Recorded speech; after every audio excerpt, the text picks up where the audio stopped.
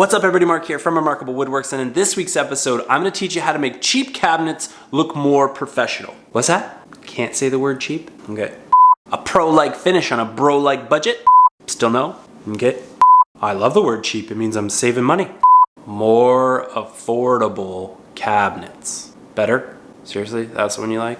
Man, what the For the plan in here, I've got these pre-assembled cabinets that I picked up from the big box store. They're gonna work great in the space. We've got a single 30-inch upper here. We've got the double 15-inch upper here. This spot right here will be perfect for open shelving. And then we've got a double 30-inch upper on this side as well. If I'm being honest, having a single upper on one side of the shelf and a double upper on the other side of the shelf really messes with my OCD. But the laundry room is inside of a closet, so we have our limitations. Plus, my wife said that she just wants storage and she wants it to be done. She didn't say anything about it looking good. Since done is better than perfect, we're just gonna work with what we got. Although, I could make this look a whole lot better. The cabinets, I should say. I can make the cabinets look better, but the rest of the room, well, ain't nobody got time for that right now. That's a future Mark problem.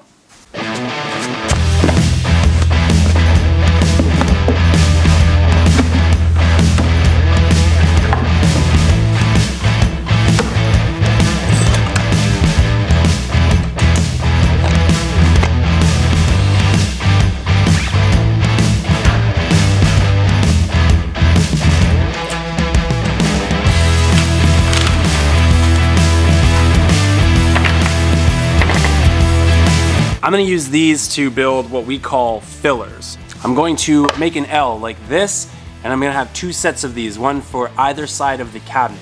This part is gonna get screwed into the carcass, and this part will be scribed to the wall and be what you see. And it's this part that helps the cabinets look like they're intentionally built into the space. Now, if you've never worked on or designed spaces for cabinetry before, yes, you wanna get the most out of the space that you're working with, but you don't wanna cram a bunch of boxes into your space either. So you gotta give yourself a little bit of grace for some space.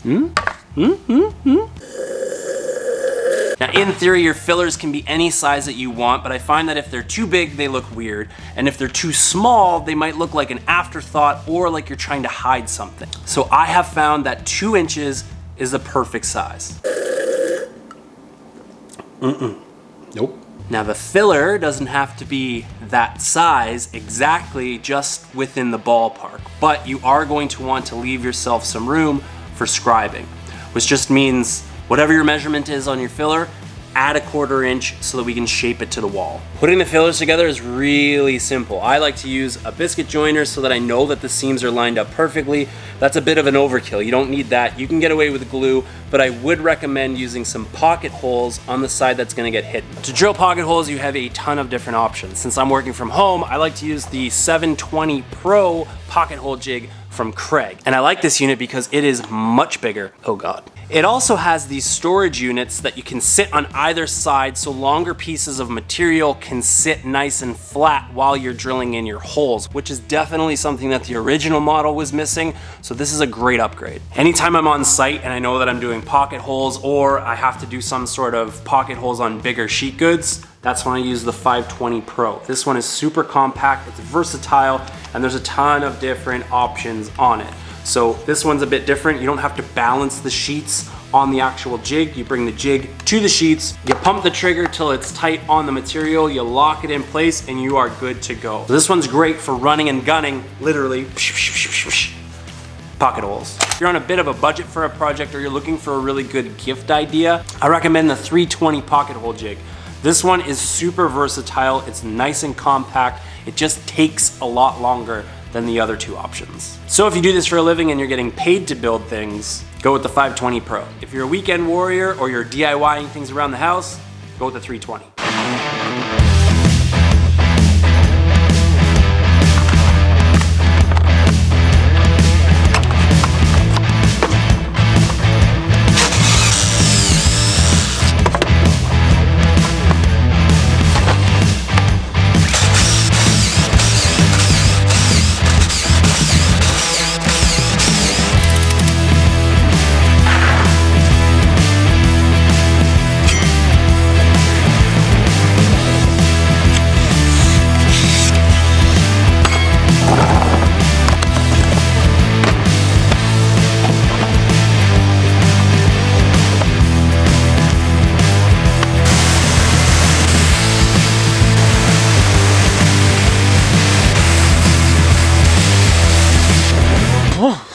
so cold. Why do I live here? Now to scribe, I'm gonna use these U-Scribe jigs. It's another Amazon find.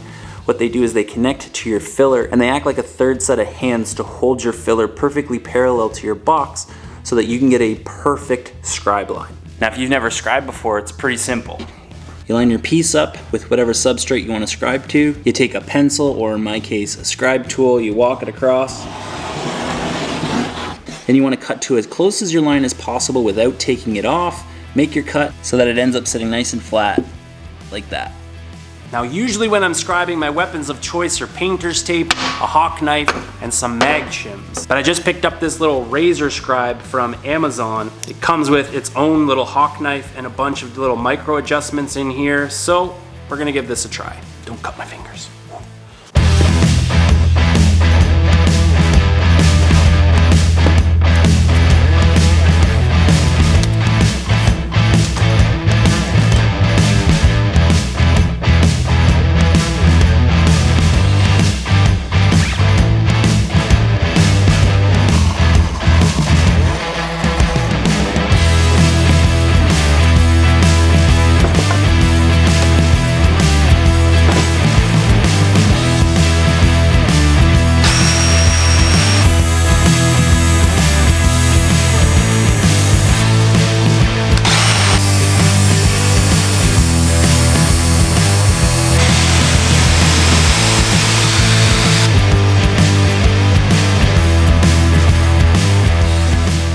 Now, one of the downfalls of working with more affordable cabinets is that you're going to be limited on the amount of finished material that you're able to work with to give yourself that custom cabinet look.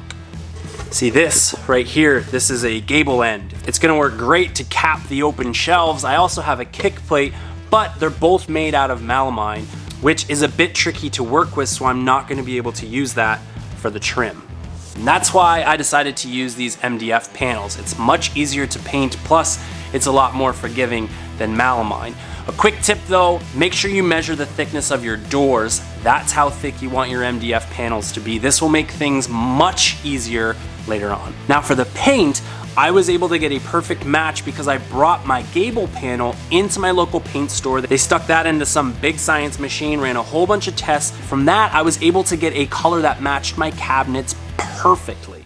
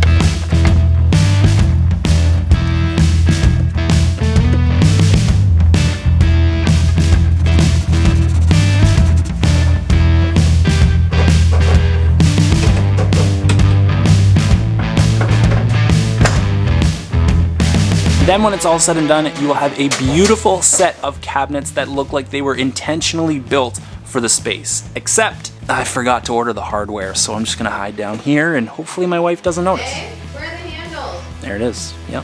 Oh, almost on cue too, I'm impressed.